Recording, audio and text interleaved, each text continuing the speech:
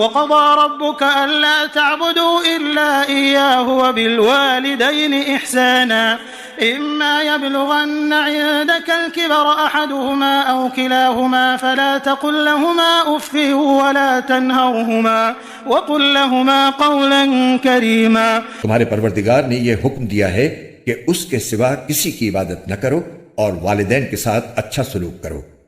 अगर वालिदैन में से कोई एक या दोनों तुम्हारे पास बुढ़ापे को पहुंच जाएं तो उन्हें उफ तक न कहो और न उन्हें झिड़को, बल्कि उनसे इज्जत के साथ बात किया करो। वख़्फ़िद लहुमा जनाहल ज़ुल्लि मिनर रहमह वक़ुल रब्बि इरहमहुमा कमा रब्बयानी सग़ीरा।